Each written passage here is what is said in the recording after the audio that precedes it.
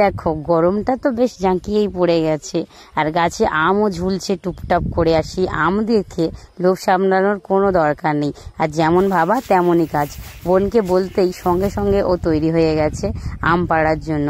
আর চুরি করেই পাড়তে হচ্ছে, কারণ আমাদের এটা কাঁচা মিঠে গাছের আম, দিদিমা একদমই পাড়তে দেয় না এই গাছের আম। আর তাই বোন আর আমি চুরি করেই আমটা পেড়েছিলাম আম মাখা খাবো বলে। আর এখন আমাদের গাছে লেবু পাতায় পোকা লেগেছে, তাই পাশের মামাদের বাগান থেকে লেবু পাতা আনতে গিয়েছিলাম দুজনে।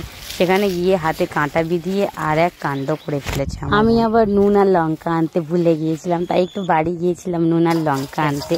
এখানে আমগুলোকে ধুয়ে নিয়ে মাস্টারমশাই লেগে গেছে। আমাকে কোনো কাজই করতে হচ্ছে না, ও আমাকে শুধু বলেছে একটু ভালো করে ভিডিও বানা, তাই আমি সেটাই করছিলাম মন দিয়ে।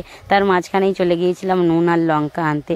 আজকে খুব সুন্দর দুপুরবেলাটা রোদ্দুর উঠেছে, খুব ভালো লাগছে। আর এই সময় আম মাখা খাওয়ার জন্য একদম উপযুক্ত সময় আর কি। আর আমার বোন বাগানে বসেই আম মাখা করতে লেগে পড়েছে। আর মামিদেরও বলেছি যে একটু অপেক্ষা করো, তোমাদের জন্যও আসছে। এটা আমার পাশের বাড়ির মামির থেকে নিয়ে আসা, কারণ বঁটি দিয়ে কাটলে অতটা সুন্দর হয় না। আমার মা এরকমভাবে বানাতো, আমি দেখেছি। আর নুন লঙ্কা চিনি দিয়ে মাখলে না খুব সুন্দর লাগে, আর খুব সুন্দর একটা গন্ধও বেরোচ্ছিল এটার থেকে। যে কোনো জিনিস মাখিয়ে খেতে সত্যি সুন্দর লাগে কিন্তু। আর এসব মাখামাখির দিক থেকে অনন্যা নয়, আমার গার্গী আরও পারফেক্ট মানুষ এগুলোর জন্য।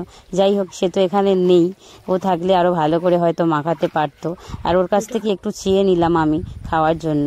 দেখলাম বেশ সুন্দর হয়েছে কিন্তু আম মাখাটা, কিন্তু এভাবে তো সবাইকে হাতে হাতে দেওয়া যায় না, তাই আমি একটা উপায় বের করেছি।